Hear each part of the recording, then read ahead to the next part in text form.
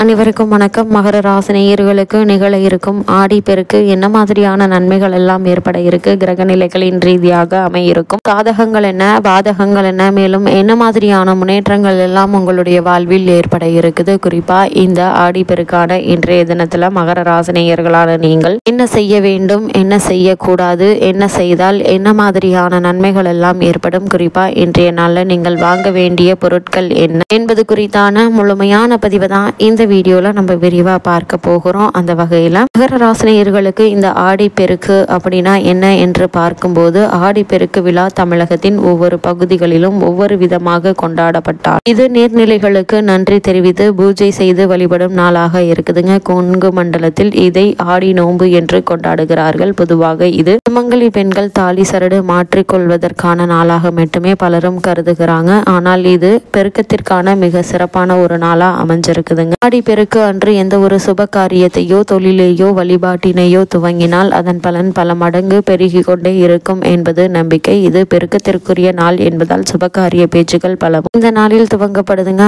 ஆடி பெருக்கு இந்த ஆண்டு எந்த நாளில் வருகிறது, இந்த நாளில் என்ன செய்ய வேண்டும் என்று பார்க்கும்போது, இந்த ஆடி பெருக்கு அப்படின்னா என்ன என்று பார்க்கும்போது, ஆடி மாதத்தின் மிக சிறப்புக்குரிய நாட்களில் ஒன்று இந்த ஆடி பெருக்குங்க. ஆடி மாதத்தின் 18வது நாளில் தமிழகத்தில் உள்ள ஆறுகளில் நீர் பெருக்கெடுத்து ஓடும் இந்த நாளில் நதிகளை தங்கள் வீட்டு பெண்ணாக பாவித்து வரவேற்று வழிபடும் தமிழர்களுக்கு வழக்கங்க. இதுவே ஆடி பெருக்கு, ஆடி 18, ஆடி 18ஆம் பெருக்கு என பலவிதமான பெயர்களில் நாம் கொண்டாடுகிறோம். ஆடி பெருக்கு அன்று நீர்நிலைகளுக்கு சென்று பூஜை செய்து வழிபட்டால் நம்முடைய வாழ்க்கையில் மகிழ்ச்சியும் மங்களங்களும் பெருகும் என்பது நம்பிக்கைங்க. இந்த ஆடி பெருக்குரிய சிறப்புகள் என்ன என்று பார்க்கும்போது, ஆடி மாதத்தில் சுப காரியங்கள் எதுவும் செய்யக்கூடாது என சொல்வார்கள். ஆனால் ஆடி பெருக்கு அன்று புதிய தொழில் துவங்குவது, தொழில் விருத்திக்கான முதலீடுகள் செய்வது, திருமணம் போன்ற சுபகாரிய பேச்சுக்களை துவங்குவது, சுபகாரியங்களுக்கு புடவை நகை போன்ற பொருட்கள் வாங்குவது ஆகியவற்றை மக்கள் வழக்கமாக வைத்திருக்கிறாங்க. காரணம், இந்த நாளில் எதை துவங்கினாலும் அது பெருகி கொண்டே போகும் என்பது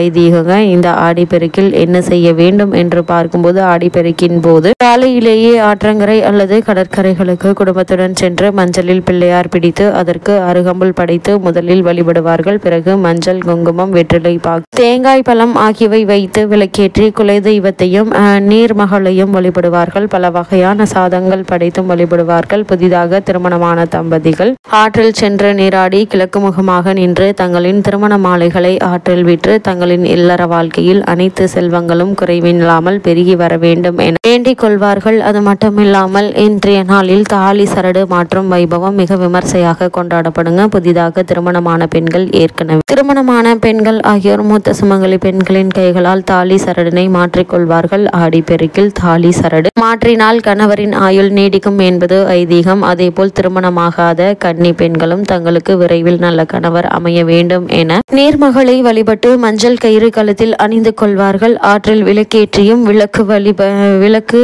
விட்டும் வழிபடுவார்கள். இந்த ஆடி பெருக்கு கொண்டாட காரணம் என்ன என்று பார்க்கும்போது, ஆடி பட்டம் தேடி விதை என்பார்கள். ஆடி மாதம் மழை காலத்தின் துவக்க மாதம் என்பதால் நீர்பிடிப்பு இடங்களில் பெய்த மழையின் காரணமாக ஆறுகள் நீர் பெருகி வருங்க. இந்த நீரை விவசாயிகள் பயன்படுத்தி நல்ல விளைச்சல் காணலாம் என்ற நம்பிக்கையுடன் விவசாயிகள் விதை விதைப்பார்கள். அது மட்டுமில்லாமல் ஆடியில் நெல் விதைத்தால் தை மாதத்தில் அறுவடை செய்ய முடியும். அதனால் விவசாயத்திற்கு தேவையான நீர் குறைவில்லாமல் கிடைக்க வேண்டும், விவசாயம் செழிக்க வேண்டும் என்பதற்காக ஆடி பெருக்கு விழா கொண்டாட்டம் வழக்கம் ஏற்பட்டது. காவிரி ஆற்றை தங்கள் வீட்டு பெண்ணாக பாவித்து ஆடி பெருக்கு அன்று சீர்படைத்து வழிபடும் வழக்கம் சில இடங்களில் உள்ளதுங்க. அது மட்டும் இல்லாம இந்த 2024ஆம் ஆண்டு ஆடி பெருக்கு வைபவம் எப்போது கொண்டாடப்பட வேண்டும், இந்த நேரம் என்று பார்க்கும்போது, இந்த ஆண்டு ஆடி பெருக்கு விழா ஆகஸ்ட் 3ஆம் தேதி சனிக்கிழமை வருகிறது. அன்றைய தினம் மாலை 4:55 வரை சதுர்தசி திதியும் அதற்கு பிறகு அமாவாசை திதி துவங்கி விடுகிறது. இது முன்னோர் வழிபாட்டிற்குரிய அமாவாசை தினம் ஆகுங்க. சனிக்கிழமை என்பதால் காலை 9 மணி முதல் 10:30 வரையிலான நேரம்